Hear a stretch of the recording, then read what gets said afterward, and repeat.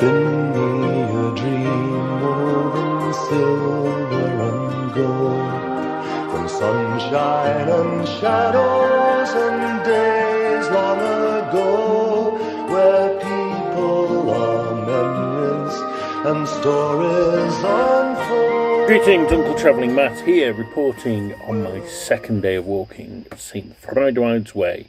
And as you can imagine from my report of the first day, not entirely successful, and the reason for that was, well, the reason it was for the first day was the weather, or at least not the weather on the day, but the weather preceding that massive storm that had turned everything into a mud bath. And of course that had cut short my day the previous day, and so I was starting from Radley railway station rather than Abingdon, and my first task was to get to Abingdon. Now the river, which St. Frideswides Way follows, that path I suspected was impassable, and it was also a lot longer, and I would have had to go back on myself to get to it.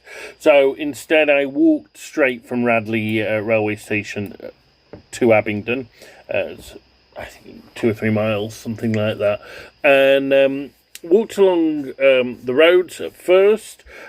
What seems to be good around here, there seems to be a lot of pavements on all the roads, and this section didn't have a pavement, but they've recently built like a kind of cycle track and pavement on the side. So often slag off councils in Britain, but I think in that way, very good. And then I went through a rather nondescript housing estate. I think that area of town's called Northcourt. Not sure about that, but yeah, again, I suppose you think of like places like Oxfordshire and very pretty towns like Abingdon as being very wealthy, and they are. But this area was more the working class end of the town. And what was interesting is I followed this narrow path between the houses, but it was very straight, and it seemed as if the houses had been built around the path. And at one point it crossed over a stream, and what looked like a railway bridge was there, and I thought, you know what, I think this was an old railway line, and it was. There was a branch line from Radley into Abingdon. Abingdon obviously got missed by the main Great Western Line when it was built, and so I followed the old railway into Abingdon, and did that, and then got to Abingdon. Very, very pretty little town, as you would expect, I suppose. Walked through the Abbey Gardens. So Abingdon at one point was a very, very important abbey. They seem to be all over the place in this part of Britain. Very little left. I mean, the Abbey Gardens are on the site, and there is this kind of, like, you can roughly work out where the abbey was. But in terms of ruins, virtually nothing. Except up one corner of the abbey, there are these very evocative ruins, and you think, oh, this is interesting, wonder what this was. And it turns out it wasn't anything. They're a folly, and the Victorians collected some of the stones, and then rebuilt them in a very pretty way up in the corner of the park. So that's that. Got into the marketplace, and actually it was quite nice. You pass through the old Abbey Gateway to get into the marketplace, and you're by St. Nicholas's Church, which is, I think it's the oldest in Abingdon. But that was unfortunately shut. However, next door to it was a bakery. I think called Missing Bean, and there I had my lunch. It was very nice, but not cheap. Yeah, I guess that's what you get in this part of the world. And then I continued. I made my way down to the River Thames, crossed over the bridge, and actually resumed the Thames path, which I should have been doing. So the Thames, and it was very pretty.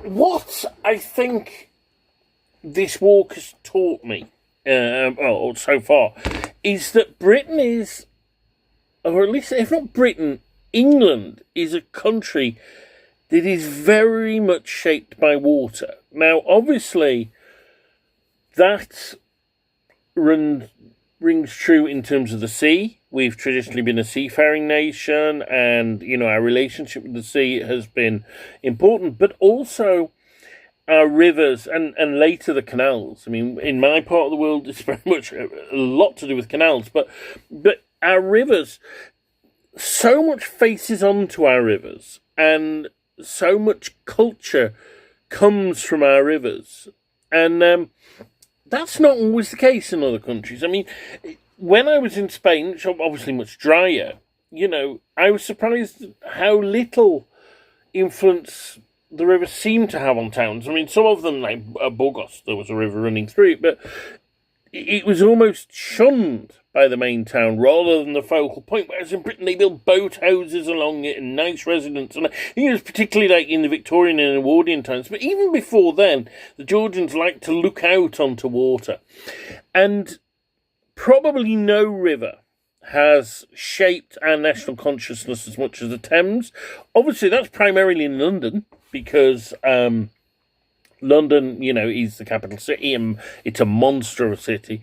But even the upper reaches, and I talked about Jerome K. Jerome's Three Men in a Boat before, and also, of course, his Dark Materials, which is very, very shaped. Actually, I got that wrong in the first video. So there are two trilogies by Philip Pullman.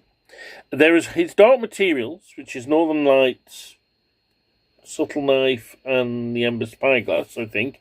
And then there's another trilogy that he wrote after. And the prequel is La Belle Sauvage. And then there is A Secret Commonwealth. And then the brand new one, which I literally found out last night has just been released, is The Rosefield.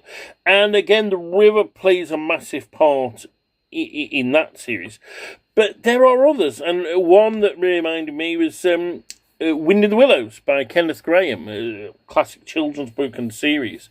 And I had a look up, and actually that was also set around the Thames, and I think I'm going to go past later in the walk the place where it was set. So anyway, what it is England is very much this water-based country, but rivers just as much as the sea. And when I was walking along Abingdon, I was actually very much reminded of East Anglia and some of the towns there. But anyway, walked along. It wasn't too muddy, but it was muddy and it was cold. And in the end, it did start to get a bit muddy after a mile or so. Once I was out of the town, at first it was paved, and so I took a lane again and went into the village of Culham. And that's where I decided to end my walk today. So much shorter, I think probably about 5 or 6 miles, at 6 at the very most, probably more like 5.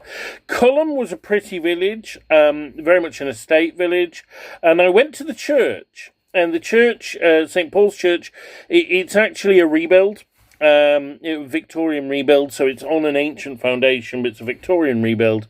And when I went in, there was no stamp or anything, but it was really active, full of kids playing. And it turns out that the church is no longer really operating as a church. There aren't services there, or at least not regular ones, but the community have taken it over and they use it as a community venue. Now, obviously, it's sad that it's not a church, but at least it's been used, and it is at the heart of a community, which is, I guess, in some ways what a church should be. Although I'm always a bit torn as to, well, how much should it be, a temple, and how much should it be a community venue? But yeah, so it was quite a pleasant church, but historically not very interesting. Like I say, Victorian rebuild. But the village was nice, with some like estate buildings and the old great house. And I waited for a bus, and I caught a bus, and I went back to Oxford. And so that was my second day of walking. The only other point that it's worth mentioning is that later on I did return to Abingdon, because the main church in Abingdon is, I think it's St. Helen's Church. And St. Helen's Church it's meant to be quite a remarkable church. So I went there, and it's got several naves, and there's some wonderful ceiling paintings. So I went and had a look at St. Helen's Church, and yes, it was very pleasant, and that's one of the places I should have stopped on the walk, but I went and looked at it later. So that's that. My second day. It's the end of this leg. I've got to go home now, but I will be back to complete the walk first to Wallingford, and then onwards to Reading. It's me, Uncle Travelling Mac, saying, keep travelling and stay on the path.